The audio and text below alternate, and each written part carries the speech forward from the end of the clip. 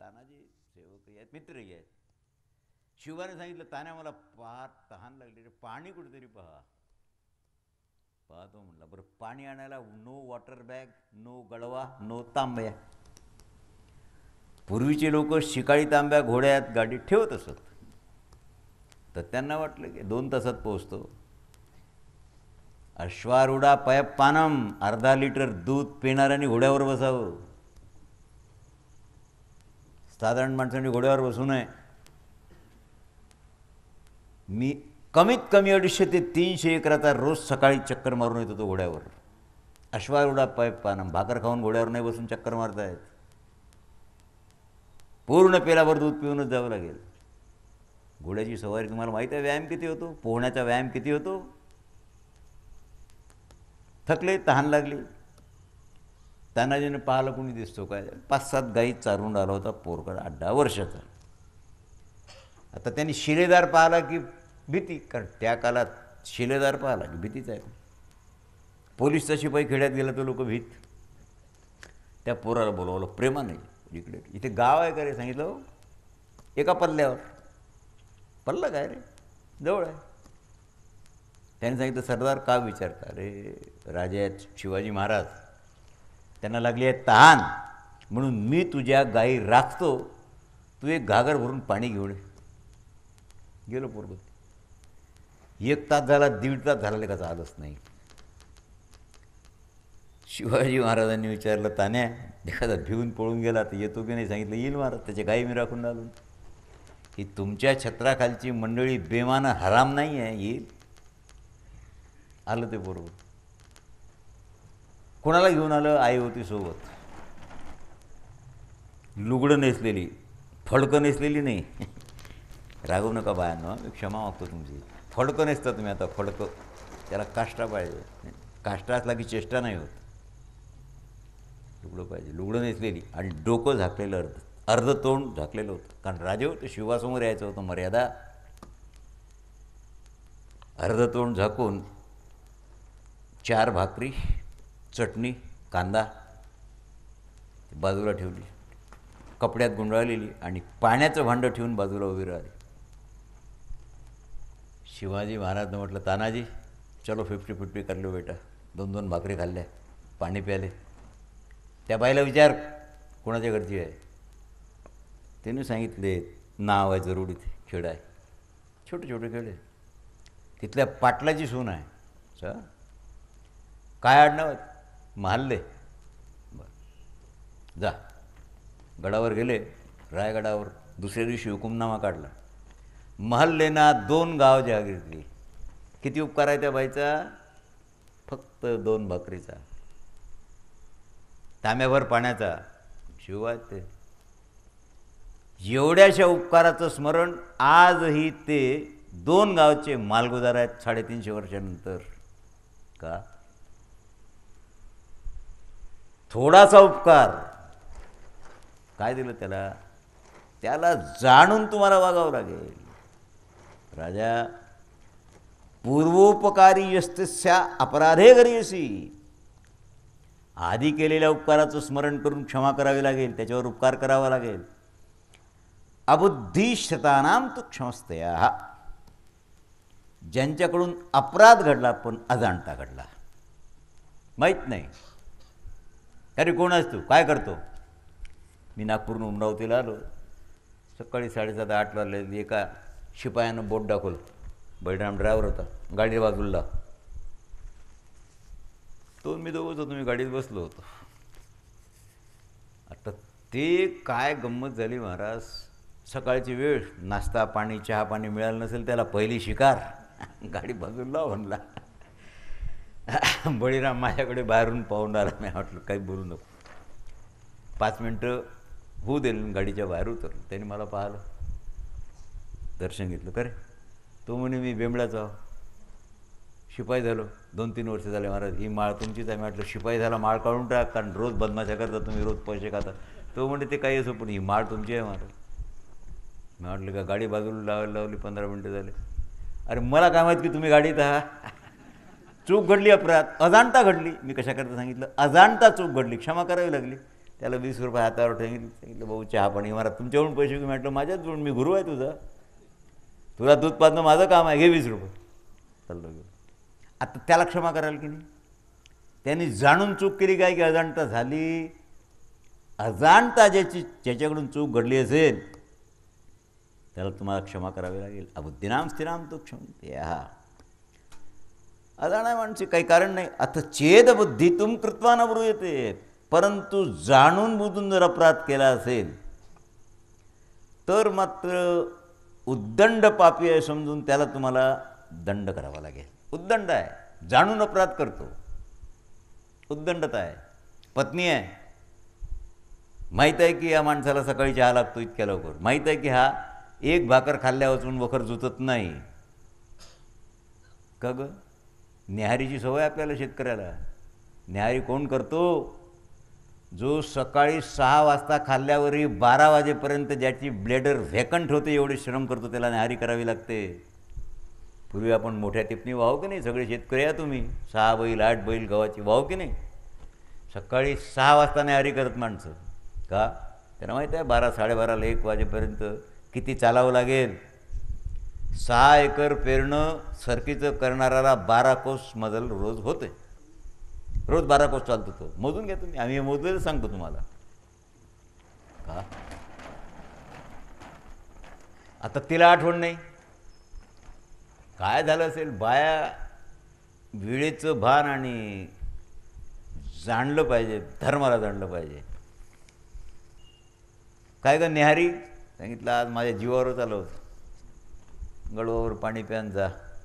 आतडे ओढतील की नाही ओढतील, जाऊ दे बा, बायको आहे. एक दिवस झालं पुन्हा तोच करील. तिला सांगू नाही तिचं नाही जमत. आज ठीक आहे, पण याच्या पुढे न्याहारीची भाकर तयार लागेल, नाही तर संध्याकाळचं दळण येणार नाही घरात. दंड तर करावं लागेल. का? जाणून अपराध केला आहे, आळस त्याच्या पाठीमाग आहे. जाणून बुजून जितवा बुद्धीनं जाणल्यावर केलं आहे सगळं. सर्वस्वैका अपराध असते क्षंतव्या प्राणिनोम भवे द्वितीय सती वध्यत्सु सत्ते. मग सगळे प्राणी, अरे बाबा, एक अपराध तर तुम्हाला त्याचा क्षमा करावं लागेल. पहिला गुन्हा ज्याला आपण म्हणतो, अरे चोरी केली काय केली, मॅजिस्ट्रेट म्हणतो द्यावा सोडून, पहिला गुन्हा आला का काय करता, बिस्किटचे पुढे चोरले जाऊ. एक उपदेशक संत होते, त्यांनी विचार केला की आपण बोलतो या लोकाशी, लेखाची 200-400 माणसं सेंट्रल जेलमध्ये आहेत. बरं कलेक्टरला परवानगी यावं किंवा आम्हाला तिथे भागवत सांगायला जाऊ द्या, ज्ञानेश्वरी सांगायला जाऊ द्या. ते म्हणतात नाही बुवा तुम्ही बोलाल ते हिंदून काय घोटाळा होईल, नो ॲडमिशन. त्या चोराने सांगितलं कशाला? त्या संतांनी सांगितलं चोर होऊन गेल्यावर जाऊ देईल की नाही. सकाळी सकाळी दुकानावर गेला, लेखाचे 5-7 बिस्किटचे पुढे 2-4 डबल रोट्या उचलले. त्या मालकाने पकडला, तो हल्ला नाही जागता, त्याला शिवारण नेलं ठाण्यात. खरे चोरी केली हो, 2 महिन्याची सजा, पण विशेष चोरी नाही म्हणून सक्त मजुरीची नाही, पण 2 महिने सजा, गेला जायला. हसत होता. त्या कैद्याने विचारलं किंवा बाबाजी फिर आ गए? कहा बेटा अभी तो 3 महीना पहले आपके पास थे, महीना भर बाहर घूमे तीर्थ यात्रा की, फिर आ गए. अब कितने दिन रहोगे? कहा 2 महीने. 2 माह की हुई है, अभी 2 माह रहेंगे. अब क्या कहेंगे? आप सुनना चाहेंगे वो कहेंगे. कले कहता ज्ञानेश्वरी सांग, रामायण सांग. 2 महिने झाल्यावर मला राहू द्या ना. नाही 1-2 महिने झाले त्याला हाकलून. गेले का तो महिन्या 2 महिन्यानं पुन्हा असं काही करून पुन्हा तयार. मला काय म्हणायचं आहे, कोणावर कृपा करतो तो? ज्यांना अवसर नाही ना, ज्यांना अवसर नाही अशाही जीवांना प्रबोधन करण्याची कोमल भाव ही सामनीती आहे. मी का सांगितलं तुम्हाला श्लोका? कोमल भाव चित्तात असेल तर हे कैदी आहेत, हे खुनी आहेत, हे डोक्यातून काढा. यांना प्रबोधन नाही, अज्ञान आहे यांच्या बेसवर म्हणून हे असं वागतात. म्हणून अज्ञान मिटवण्याकरता यांना बोध करावा लागेल. करावं लागेल की न करावं लागेल? देश काल बलाबल याचा विचार करा. याला सामनीती म्हणावं. धम तेजसा कालम न म्हणणे नराधिपा. द्रौपदीने सांगितलं महाराज, धृतराष्ट्राचे पुत्र लोभी आहेत आणि सदाच क्रोधी आहेत, सदा क्रोधी. झोपेतून उठला तरी लालच आहे डोळा. काय करावं? त्यांच्यावर क्षमेचा प्रयोग नाही करता येत, त्यांच्यावर तेज प्रगट करा. अरे एखाद्या दिवशी कृष्ण काय बोलले, इथे येऊन तुम्हाला त्रास द्यावा, मारून टाकावा, याच्याकरता त्यांनी सगळा प्लॅन रचला होता. व्यासाने नाही म्हटलं म्हणून वाचलो. तर युधिष्ठिर म्हणतात, तुला सांगू, तू मला म्हणतं की त्यांच्यावर क्रोध करा आणि मी क्रोधाची निंदा करतो. अगं, क्रोधो हंता मनुष्याणाम क्रोधो भाविती पुन्हा पुन्हा. हा, तू तर बुद्धिमान स्त्री आहेस. मनुष्याचा विनाश क्रोधामुळे होतो. ज्या क्रोधामुळे होतो त्या क्रोधाला जिंकल्यावर काही त्रास आहे का मग? म्हणून मी क्रोधाला जिंकलेला आहे. उन्नती आणि अवनतीला कारण काय? क्रोधाने जिंकलेला माणूस आहे त्याची उन्नती होईल, आणि क्रोधाच्या अधीन आहे त्याची अवनती होईल. ठरलेलं आहे, ठरलेलं. योही संहरते क्रोधम भवस्तत्त सुशोभने पुन्हा पुन्हा पुरुषम क्रोधम.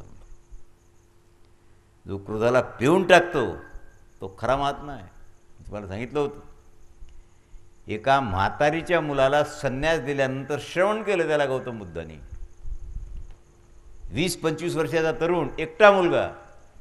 ती म्हातारी वाट पाहत होती, एखादा सज्जन माझ्या पोराला पोरगी देईल आणि माझी भाकरीची सोय होईल, मला रोज हे सगळं करावं लागते याच्याकरता. आणि गौतम बुद्धाचं प्रवचन ऐकलं की त्याचा पटकन श्रवणच झाला, संन्यासच घेतला. माहीत पडल्यावर आली रागात, जेवढ्या पाठ असतील तेवढ्या शिव्या दिल्या. त्या संपल्यावर थुंकली अंगावर. शिव्या दिल्या ते आनंद आधी सहन केलं त्यांच्या शिष्याने, पण अंगावर थुकल्यावर उठून उभे राहिले. गौतम बुद्ध नाही, त्यांच्या शिष्य आनंदाने पकडलं तिला मानगुट. गौतमाने सांगितलं, काय करतो? सोड दिलं. अरे भाषा आहे ही, शब्दाची भाषा नाही, ही क्रियेची भाषा आहे. तिचं मन दुखावलं गेलं. एकटा एक मुलगा, मी संन्यास दिला म्हणून ती शिव्या द्यायला आली. ती शिव्या संपल्यावर थुंकली. तुझं काम आहे थुंकलेलं पाण्यानं धुवून पुसून टाकणे की तिला मारामारी करणे? हो बाजूला. अक्रोध अवस्था आहे. क्रोधाला त्यांनी पिऊन टाकलेलं होतं, पचवून टाकलेलं होतं. भयंकर क्रोध विनाशकारी क्रोध निर्माण करील. भारतीय युद्धात अतिक्रोधाच्या अधीन झाल्यावर क्षत्रियांनी एकमेकाला मारलं की नाही? क्रोध मूलो विनाशो ही. विनाशाचं कारणच तर क्रोध आहे. माझ्यासारखा माणूस लोकविनाशक क्रोधाचा उपयोग करू शकतो काय? क्रुद्ध पापम नरः कुर्यात क्रुद्धो. क्रोधी माणूस पापी होतो, आणि क्रोधाच्या अधीन झाल्यावर गुरुजनांचीही हत्या करू शकतो, कुणाचीही निंदा करू शकतो. क्रोधात भरलेल्या शिशुपालांनी किती निंदा केली भगवंताची, त्याला मारायला तलवार काढली ना. कशामुळे? क्रोधामुळे. कठोर वाणीद्वारा माणूस दुसऱ्याचा अपमान करतो, आणि नियती आहे पुढे त्याला भयंकर अपमान सोसावा लागतो. प्रश्ने हिंस्यात क्रोधात वंद्यात द्यात वध्यान. क्रोधात माणूस अवध्य पुरुषाचा वध करतो, कोणाचाही पाण उतारा करतो, पूज्य आहेत त्यांचा अपमान करतो. अवध्याचा वध. चिरकारीची कथा महाभारतात आहे. एका ब्राह्मणाचा तपस्व्याचा मुलगा, त्याचं नाव होतं चिरकारी. बायकोचं भांडण नाही झालं, पण पूर्वीचे लोक जरा स्वाभिमानी होते. पुत्राचा आणि पत्नीचा अपमान सहन करत नव्हते. माणसं होती ती, आता दिसणारी माणसं आहेत. आता त्याला काहीतरी तिच्याकडून चूक घडली. त्याने सांगितलं, मी वनात जातो, संध्याकाळी येईल, तुझ्या आईचे तुकडे करून जाळून टाक, ही तलवार घे. निघून गेले. तरुण पोरगा, तिचं नाव होतं चिरकारी. कसं विचार करत बसलं, याच भागात आहे पुढे कथा ती. संध्याकाळपर्यंत त्याला निर्णय नाही झाला, पितृआज्ञेचं पालन करावं की मातृवध करू नये असं लिहिलं आहे ते पाळावं. संध्याकाळ झाली. हे तपस्वी आले. त्याला विचारलं, का रे आईला मारलं काय? सांगितलं, नाही बाबा, निर्णय नाही घेऊ शकलो. शाबास, मुका घेतला त्याचा. शहाणा आहेस का? मी क्रोधाच्या अधीन होतो म्हणून तुला आज्ञा दिली. काही मला खरंच बायकोला मारून टाकायचं ना? राग आहे तो, राग सांगितलं मारून टाकायला. अरे ही घे तलवार. तू शहाणा आहेस माझ्यापेक्षा. तू विचारानं वागला, निर्णय नाही घेऊ शकला, बरं झालं ती वाचली. काही काही गोष्टी सांगाव्याच लागतात. आमच्या इथे त्या अंधुऱ्याला एक शेटजी होते. दोघं भाऊ, 100-2 शेती 25 शेती, मोठा खटला सगळं होतं. त्यात जो मोठा भाऊ होता त्याची पत्नी जरा थोडंसं कधी कधी एखाद्या वेळेला बोलते बायको, हरकत नाही, पण तिला सवय होती ती लिकाची जाणून अपमान करे एखाद्या वेळेला. आणि माणूस काय जेवायला बसला की मग काही जमत नाही, ते जेवायला बसले आणि ती बाई काहीतरी बोलली. बायांनी कमीत कमी माणसांना जेवता वेळेला कंप्लेंट आधीच ते काही करून त्याला शांततेनं जेव द्यावं. बायांना सवय असते की जेवायला बसला माणूस की ते पुराण उघडतात, प्रथमोध्याया हरयन नमहा. ती माऊली बोलली काहीतरी, ताटाला नमस्कार केला, उठले, खाली आले वरच्या मजल्यावर. त्यांची लायब्ररी आहे चौकात, ते गणपती बसतात तिथे, त्यांचंच होतं. तिथे गेले, नोकराकडून आवश्यक वस्तूत बोलावून घेतल्या घरच्या आणि निर्णय घेतला. माझा काही अपराध नव्हता, मी निरपराध होतो, हिनं माझा अपमान केलेला आहे, पुन्हा हिचं तोंड पाहणार नाही. भाऊ गेला समजायला सगळ्यांनी. थोडक्यात तुम्हाला सांगतो, ती बाई आजारी पडली, अकोल्याला दवाखान्यात ॲडमिट केलं 10-15 दिवस. लोकांनी सांगितलं की आता जाऊ दे, ते काय बायको आहे शेवटी, तुमच्या रथाचं चाक अमुक तमुक, निदान पाहून तर या. नाही गेले, शेवटी मेली. प्रेत आणलं तिथे अंधुऱ्याला. प्रेत यात्रेच्या वेळेला त्याच्या साळ्यांनी पायावर डोकं ठेवलं, अर्धा तास खुशामत केली सगळ्या गावातल्या लोकांनी. मेलेलीचं तर तोंड पहा, बोली यार जिंदा का नाही देखा, मुर्दा का मुख देख के क्या करेंगे, जावले जा मुर्दा फूक देऊ नाही, ते नाही गेला. मला इतकं आवडलं ते मी म्हणतो धन्य, याला म्हणावं पुरुषार्थ. नाही तर जाऊ द्या, बोलतातच बाया, आता बायकोचं कुठे मनावर घेता, हे जळाले का, त्यांना पुस का अपमान नाही सहन झाला. तो शेठजी म्हणे तू माझी पत्नी आहे, तुझी इच्छा पूर्ण मी करील म्हणशील, ते माझा अपमान नाही करता येत तुला. पुत्राने अपमान केला, तोंड पाहायचं कारण नाही. काय काय कारण आहे, सेवक आहे महाराज, मी पाय करून जो जाय नाल्यात अपमान करशील आणि मी तुझी सेवेला वाट पाहिल काय. आजचे शिष्य वाट पाहतात, महाराज वाट पाहतात, पाहू आपण नाही गेलो तर काय होते, काय होते, तू नाही और सही और नाही और सही. देवा मला उपाशी नाही ठेवत, सोय करून ठेवतो. असा कोणी स्वाभिमान धरू नये की आमच्यामुळे नाही नाही, ते कशाचे लेखाचे संत आहेत. व्याख्या काय राजा, क्रोध करणाऱ्या पुरुषाच्या प्रती जो क्रोध करत नाही, कृद्यंत प्रतिकृद्याम द्वेषु चिकित्सका मूढो याति क्लिश्यमाने कृत्यते. मूढ माणूस म्हणावं त्याला. आणि निर्बलाने तर बलवानावर क्रोध करूच नाही कधी. बलवान असेल, निर्बल त्याच्याबरोबर वैर आणि क्रोध करील तर तो संपण्याला फार वेळ लागणार नाही. निर्धनाने धनवानाला कधीही रागवू नये, कधीही नाही, कारणच नाही. आणि अज्ञानाने ज्ञानाचा विरोध आणि राग करूच नये, हे फार कठीण आहे. आम्ही म्हणतो तुम्ही आमच्यासारखं बोलणं शिका, आम्ही शिकून देऊ, पण तुम्ही म्हणता की हा माणूस कधी मरतो. बाबा महाराज म्हणत की ते 55चा बुडा राजा मरतही नाही. त्याला एकदा तो बुडा मेला की आम्हाला बोलणारा संपला. बाबा महाराज सातारकर, पंढरपूर, बोला काय करता. क्रोध म्हणजे तेज नाही आहे, तेज म्हणजे पाणी, पाणीदार माणूस. मी आता तुम्हाला सांगितलं पाणी आहे, क्रोध नाही. क्रोधानं पत्नी नाही त्यागली, तेज आहे त्याच्या ठिकाणी, कर्तव्याची जाण आहे. रजस्तु लोकनाथ आहे विहितम मानुषम प्रतिही तस्मा शश्वत तेजम क्रोधो पुरुषा सम्यक काचन. सदाचारी माणसं जी असतात ना, ते क्रोधाचा परित्याग करतात, तेज असते त्यांच्या ठिकाणी. मला सांगा, अगस्ती क्रोधी होते, दुर्वासा क्रोधी होते, तेज होतं त्यांच्या ठिकाणी. जाळून भस्म करून टाकतील, बिना साधनाचं वैकुंठाला पाठवतील.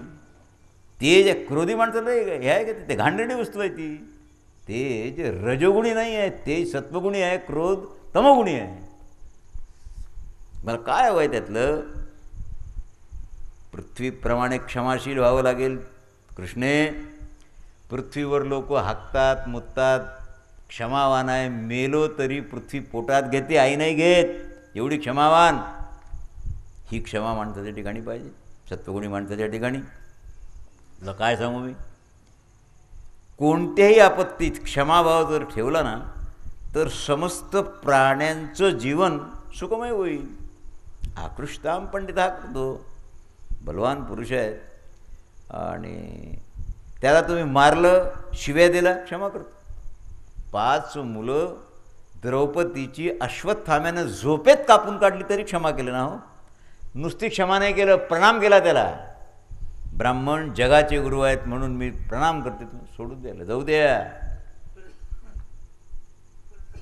विद्वान क्रोधाला काबू करतो, पण तेजानं राहतो. तेजवान राहा, तोंडानं नरक नका लोटो.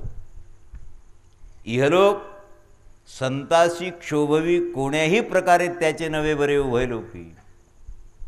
मात्या पित्यासमोर संतासमोर क्रोध दाखवू नका, तिथं जाळून टाकण्याची ताकद आहे त्यांची. पण हा मूर्ख आहे, अज्ञान जीवाचा आहे म्हणून क्षमा करतात. प्रभावशाली प्रभावांचे लोक असं म्हणतात ना, प्रभावशाली जो मनुष्य असतो ना, कोणता आहे तो? सनातन लोक कोणाला प्राप्त होतात? क्रोधी माणूस अल्पज्ञ असते, पण समजतो सर्वज्ञ.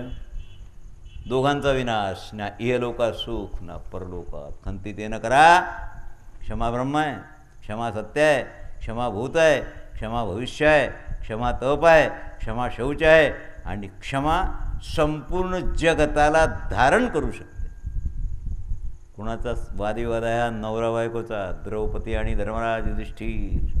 यज्ञवेत्ता, ब्रह्मवेत्ता, तपस्वी, हे सगळे क्षमेच्या बलावरच त्या पदापर्यंत गेले.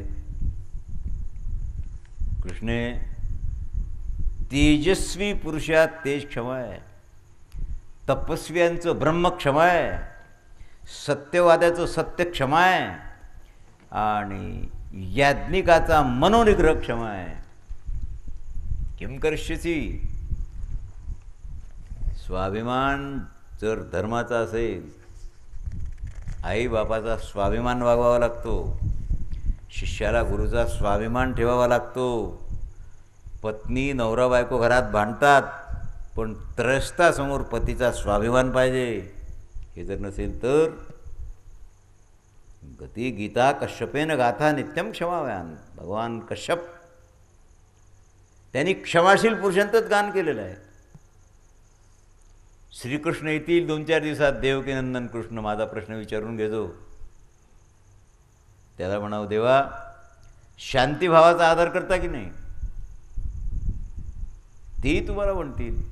द्रौपदी हसली, तिने सांगितलं, तोच तर म्हणून राहिला की युद्ध करा आणि हे कापा सगळे 100. अगं ते अपराध्याला शिक्षा द्यायचं सांगतो, क्रोधानं बोलतो काय? तो धर्मयुक्त वचन बोलतो. एवढं पाप ज्यांनी केलं त्यांना शिक्षा दंड द्यायला पाहिजे, युद्धात मारून टाकू त्यांना. नाही तसं कोणी वागेल, पण क्रोधानं नाही म्हणत. तो धर्मयुक्त भाषण आहे त्याचं. त्या काय विचारायला सांगतो? कृपाचार्य असो, संजय असो, द्रोण असो, विधीर असो, ते शांतीला महत्त्व देतात, पण अपराधाला दंड नका देऊ असं थोडंच बोलतात. अरे धृतराष्ट्राला शांतीचा बोध कुणी नाही केला, कोण ऐकतो? दुःख आहे, दुःखानं मोहित आहे. नकुलाने सांगितलं, दादा कृष्णा दुःखानं मोहित झालेली आहे. अविचार नाही तिच्या ठिकाणी. बुद्धी, धर्म आणि ईश्वर याच्यावर आक्षेप करताना तुम्हाला वाटला आक्षेप नाही आहे तिचा, पण द्रौपदीनं डायरेक्ट आक्षेप केला ईश्वराच्या न्यायावर. हा काय देवाचा न्याय झाला काय? तुम्ही जन्मात कुणाचं मन दुखवलं काय? कधी पाप केलं काय?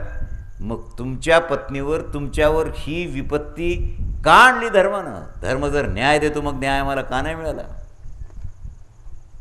तुम्ही तर तुमच्यापेक्षा धाकट्याचा अपमान करत नाही, मोठ्याचा तर प्रश्नच नाही. का पाळी आली तुमच्यावर? भीम ऐकत होते, थोडंसं हसत होते. अर्जुन ऐकत होते, मात्र स्तब्ध होते. इष्टी म्हणजे पूजा, पशुबंध म्हणजे पशूंना बांधणं. अष्ट्या पशुबंधान कामे का वर्तन्ते बायका. राजा काम्ययाग, नैमित्तिक याग, पाकयज्ञ, नित्ययज्ञ हे सगळं तुम्ही जन्मभर बरोबर केलेलं आहे, कुठे चूक केलेली नाही आहे.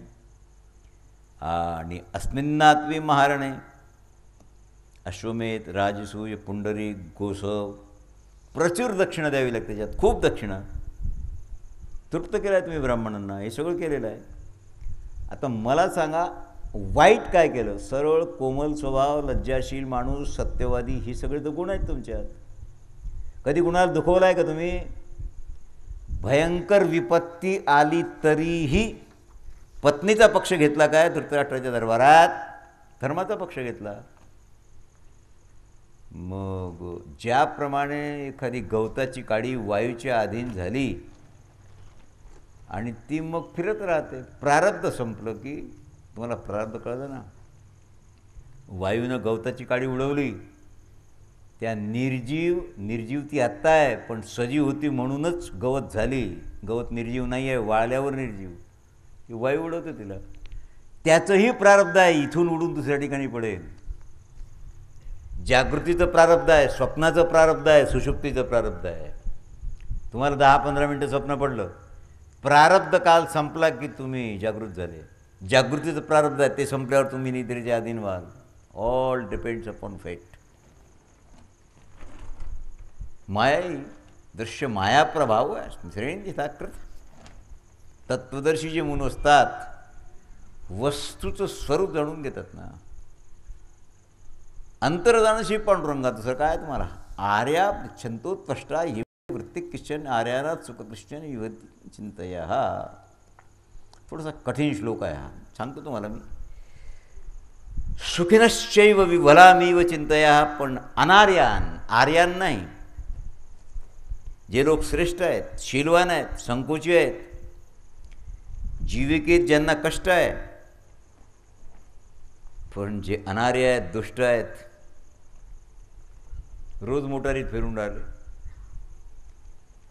आर्य मनुष्य सज्जन आहे, कोणी नोकरीला लावत नाही. 5 लाख रुपये भरता काय, मग लावतो. कुठून आणले? हायली क्वालिफाईड माणूस वखरावर जाऊन झाला 50 रुपयानं. आर्य आहे तो. पण जे अनार्य आहेत ते लोकांची सुखात आहेत, गाड्या घोडे बंगले सगळंच, काही वांदाच नाही. नोकर चाकर. तमेव पादम तष्टा मृत्यू सुयोधने धाताराम गर्येव. कुंतीनंदन, ही तुमची जी आपत्ती आहे, आणि दुर्योधनाची समृद्धी. पापी आहे, सोन्याच्या पलंगावर झोपलेला आहे, तुम्ही पुण्यवाना गवतावर झोपलेले आहात. म्हणून मी निंदा नाही करत, पण मला एक कोडं नाही उलगडलं. विधात्याची निंदा करण्याची माझी शक्ती नाही, आणि जीवही माझी तेवढी मूर्ख नाही आहे. पण हा न्याय का? कोणतं पाप तुम्ही केलं आणि कोणतं पुण्य त्या दुर्योधनाने केलं? सज्जनाला दुःख आणि दुर्जनाला सुख, हा उचित विचार आहे काय? आर्य शास्त्रात गते लुब्धे धर्मापचायिनी धार्तराष्ट्रशेम दत्त. ठीक आहे, आर्य शास्त्रांच्या आज्ञेचं उल्लंघन करणारा, शास्त्र मर्यादेने वागतो. मोठ्या भावाची पत्नी मातेसारखी असते, वागला तो. मोठा भाऊ पित्यासारखा असतो, वागला. लोभी आहे, क्रूर आहे, धर्माची हानी करणार आहे, आणि विधात्याचं फल राजेश्वरी भोगून राहिलं आहे. काय? जर केलेलं कर्म कर्त्याचा पाठलाग करत असेल तर त्याचा परिणाम काय? मग कर्त्याला पाप लागेल की नाही? मी सांगितलं की या माणसाचं मर्डर कर. जेवढं मर्डर करणाऱ्याला पाप, तेवढं करवणाऱ्याला मलाही लागायला पाहिजे.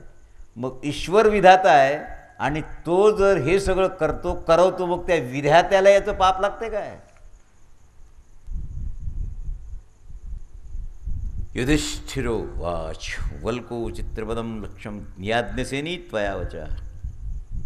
मला दया येते तुझी, तू जे बोललीस ना ते ऐकताना फार सुंदर मनोहर आहे. विचित्र विचित्र प्रकारानं तू बोलली आहेस. लक्ष लावून ऐकलं मी तुझं बोलणं. पण तू नास्तिक मताचं, अज्ञानी मताचं प्रतिपादन केलं, याचं तुला भान आहे काय?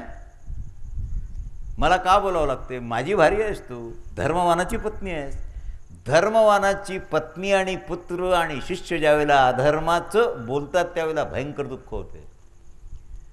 मूर्ख माणसाचा पुत्र आहे, काही बोललं चालेल. मूर्खाची पत्नी आहे, काही बोललं तर चालेल. पण ज्ञानाचे हे सगळे लोक याप्रमाणे जर बोलले तर काय करायचं? माझी पत्नी आहेस तू. आता मी तुला सांगू काय? नाहम कर्मफल श्वेती राजपुत्री चरायन. राजकुमारी आहेस तू. जे याज्ञिक यज्ञ करतात ते फलाची आशा करतात. मी यज्ञ केले मला स्वर्ग मिळो. मी जो यज्ञ करतो तो वेदाने आज्ञा दिली म्हणून कर्तव्य म्हणून करतो. हा फरक आहे. फरक तुझ्या लक्षात आला काय? माझा पुत्र माझी सेवा करत असेल माझ्या धनाकडे दृष्टी लावून तर तो लोभी आहे. पण मी पुत्र म्हणून मला सेवा करावीच लागेल कर्तव्य म्हणून समजून करत असेल, फरक आहे की नाही याच्यात? कर्तव्य मानून अनुष्ठान कोणतं आहे? कर्मफलाची आशा आणि इच्छा आहे काय? कर्तव्य एकच आहे, उद्दिष्ट दोन आहेत. यथाशक्ती कर्तव्य बुद्धीनं पालन करा. अगं आपण सोन्याच्या ताटात ब्राह्मणांना जीव घालत होतो, येथे वृक्षाच्या पानावर त्यांना जीव घालतो. आपण उपकार नाही करत त्याच्यावर. मी क्षत्रिय आहे, राजा आहे, ब्राह्मणाचं पोषण माझं कर्तव्य म्हणून करतो. मी आहे, माझं कर्तव्य आहे राजा म्हणून यांचं पोषण करणं, म्हणून मी करतो. ब्राह्मण भोजनानं मला स्वर्ग मिळो या लालसेन नाही करत. आज तो आत्रम फलम कर्तव्यम गृहेवस्था. कर्माचं फल असो नसो, ग्रस्त आश्रमात असणाऱ्या पुरुषांनी कर्तव्यात औदासीन्य दाखवू नये. यथाशक्ती कर्तव्य बुद्धीनं पालन करा. सुश्रुणे धर्मम चराच कर्मपरणात आगमनात नित्यम सदामृत. अगं धर्माचं फल मिळण्याकरता लोभानं धर्माचरण करणं वेगळं, अपितू साधू पुरुषांचा आचार असा आहे म्हणून त्यांचं पाहून मार्ग दावणी केली आधी आचरण करणं वेगळं. शास्त्रीय मर्यादेचं उल्लंघन न करता स्वभावानंच धर्मपालनाकडे वृत्ती असणं याला सौजन्याचं म्हणतात. लक्षात आलं ना तुमच्या? धर्म वाणिज्य म्हणजे व्यापार. मी धर्म कार्य केलं तर मला स्वर्ग मिळो, सुख मिळो, माझं भलं हो म्हणून धर्मकार्य करणं हा तर व्यापार आहे, वाणी आहे, तो वाणिज्य आहे. पण कर्तव्य म्हणून धर्मकार्य करणं काय कराल? व्यापार धर्माचा करू नका. धर्मवादी पुरुषांची दृष्टी हीन आणि निंदनीय नसते. धर्माच्या नावावर स्वार्थ सिद्ध करता काय? काय मिळेल तुम्हाला? धर्मावर संदेह करणारा माणूस पशुपक्ष्याच्या योनीत जन्म घेतो. धर्म विशंकी स्थिर्यक योनी परायणया. तिर्यक योनी म्हणजे पशुपक्ष्याची योनी. धर्मो यास्यसी. अरे वेदाचरण पावते. धर्माच्या विषयात संदेह ठेवू नका. संदेहाच्या सुटल्या गाठी झालो पोटी शीतल. संशयाहुनी थोर आणिक नाही पाप गोरे विनाशाची वागूर प्राण्याची. पावला पावलाला क्षण, एका क्षणाक्षणाला संशय, अतिनीचतेचो न. हे मग सांगा तुम्ही, दुर्बलात्मा पुरुष असेल तर संशयी राहतो. शास्त्रावर विश्वास असताना कधी संशयाचं कामच नाही. जरा मृत्यू रोहित परम धाव. त्याला काय करा? शूद्र जसा अध्ययनानं अधिकार प्राप्त करील, ब्राह्मण कुलानं करील. मनस्वीने हा म्हणजे वयानं लहान आहे की मोठं आहे हे नाही पाहायचं. ज्ञान वृद्ध आहे की नाही हे पाहावं लागेल. केस पांढरे झालं वृद्ध चालत नाही. पापी आणि बहुतेक शास्त्र होतं मतिमुद्दो. हा वाद आहे, विवाद आहे. आणि मी सांगेन तुम्हाला एखाद्या वेळेला, तर वेळ आपली संपत आली. योग वाशिष्ठात जो पती पत्नीचा संवाद आहे ना, तसा जगातल्या कोणत्याच ग्रंथात नाही आहे. चिवडाला नावाची पत्नी आहे आणि शिखिध्वज नावाचा पती आहे. पत्नी योगिनी आहे, शिखिध्वज ज्ञानी आहेत.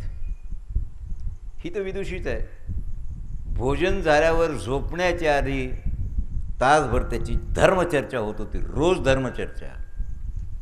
आणि रोज शिखिध्वज पराभूत होत होते, चिवडाला जिंकत होती.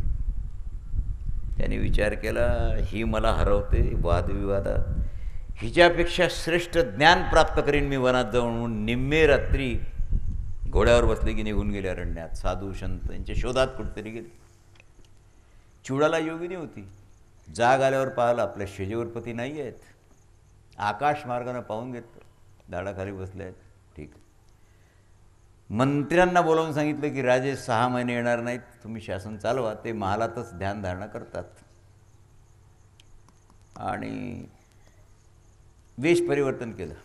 एका तरुण पुरुषाचा वेश धारण केला त्याला भेट. शिखिध्वजाने विचारलं, कोण आहेस तू? सांगितलं, मी देवपुत्र आहे, स्वर्गात पृथ्वीवर येतो जातो. इथे कसा आला? सहज आलो. आता मी एकटंच आहे इथे, आपली मैत्री होऊ शकते. समान शिले व्यसनेषु शक्यम, धर्मचर्चा होईल. सांगितलं, तयारी आहे. पण मला जा पुन्हा जात होते. राज्यात येऊन सगळं रात्री शासन पाहून पुन्हा दुसऱ्या दिवशी येत होते. एक दिवस तिनं स्त्री वेश धारण केला. खरे बाबा, आज तू बाई कसा काय दिसतो? सांगितलं, वो गडबड झाली आणि मला एका तपस्व्यानं शाप दिला, मी माणसाचा बाई झालो. त्याच्याला आता आपण धर्मचर्चा करत होतो, एका ठिकाणी राहत होतो, बरं होतं. सांगितलं, आताही बरंच आहे. तुमची मुडद्यावर नजर आहे काय? चांबड्यावर चांबारा काय? ही स्त्री हा पुरुष, हा तर भेद चांबड्याचा आहे, शरीराचा. चर्चा आपण आजही करू शकतो. हे तर नीच माणसाची प्रवृत्ती आहे. का गेली, का आली, याच्याशी का बोलली बाई? अरे दृष्टीच चांबड्याची, अवलादच चांबाराची, याला काय करा? स्त्री असतो म्हणून काय झालं? पण त्यांनी सांगितलं, हे पहा, तुझं परिवर्तन स्त्रीत झालं, तुझ्या ठिकाणी रूप आहे, गुण आहे, सगळं आहे. मग तसं यद्यपि शुद्धम, काही हरकत नाही त्याला, पण लोकविरुद्धम नाचरणीयम नाकरणीयम, म्हणून आपण गांधर्व विवाह करून राहिलो तर चालेल काय? सांगितलं, गांधर्व विवाहाला ना भटजी लागे, ना मंत्र लागे, ना मंगलाष्टक, ना बँड. झाले पती, झालं बाहूचा हार आणि मनाची तयारी. काही दिवस गेले. एक दिवस तिनं माया निर्माण केली. चिवडाले, एका फुलाच्या ताटव्याच्या आड इंद्राप्रमाणे दिसणाऱ्या एका दिव्य पुरुषाबरोबर रममाण झाली. ती रमली. हे कमंडलू घेऊन पाण्याला चालले, ती दिसली, परत आले, बोलले काहीच नाहीत. परत आल्यावरती वाट पाहत होती आपला नवरा शिखिध्वज, काही सांगतो का? काय गं, परपुरुषाची विरोध झाली का तू? काय बोलले नाही. चिवडाला विचारलं, महाराज तुम्ही डोळ्यानं पाहूनही माझा अपराध पोटात घातला, मला विचारत का नाही की तू हा अपराध का केला आहे, पाप का केलं? सांगितलं, नाही, काही कारण नाही. माणूस स्वतंत्र आहे, स्वतंत्र विचारत आहे, स्वतंत्र बुद्धी आहे. तू वागली त्याला मी ऑब्जेक्शन का घ्यावं? तुला बरं वाटलं म्हणून तू वागलीस. तिने सांगितलं, बाबा काय करावं, इंद्र होते, त्यांना मला नाही नाही म्हणता आलं. मी तुला विचारतच नाही ना. पण आजपासून उष्ट्या ताटात मी जेवत नाही, म्हणून परपुरुषाची रतल्यामुळे तू भ्रष्ट झाली आहेत, म्हणून उष्ट ताट झालं, म्हणून आपण मित्र म्हणून राहू, पती पत्नी म्हणून नाही. संबंध तुझा माझा कायम राहील, पण नातं नाही राहणार पत्नी पत्नी. ठीक.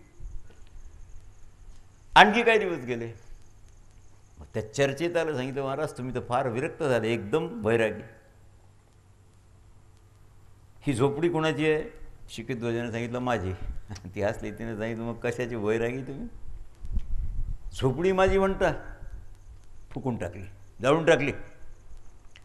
हा कमंडलू कोणाचा आहे? माझा. माझा यालाही म्हणता? फेकून दिला गंगेत. काठी फेकून दिली. हा देह कोणाचा आहे? माझा, शिखिध्वजाचा. सांगितलं, राजा सगळं ज्ञान व्यर्थ आहे. माझा देह म्हणतो, हा तो पंचभूताचा आहे, पृथ्वी आप तेज वायू आकाश, तो म्हणतो माझा आहे. ठीक आहे म्हणलं. चितार रचली, पेटवली, त्याच्यावर बसणार. सांगितलं, एका प्रश्नाचं उत्तर द्या मग बसा. चिवडाला आहे ती. चिवडालाने विचारलं, राजन तुम्ही या अग्नीत शरीर भस्म झालं, मला उत्तर द्या एका प्रश्नाचं, ही जी राख होईल रक्षा ती कोणाची होईल? त्यांनी सांगितलं, माझ्या मुडद्याची. उतरा. अजून तुम्हाला दिल्ली बहुत दूर है. राखही माझ्या शरीराची होईल म्हणतात. तादात मी आयडेंटिफिकेशन सुटलं काय तुमचं, मी माझ्याचं? कशाचं ज्ञान, कशाचं मातीचं? चला राज्यात. ते काढलं. चिवडाला तू सांगितलं, महाराज काय करावं, 6 महिने झाले तुमचा घोर माझ्या मागं. देवपुत्र झाली, बाई झाली, ढमुक झाली.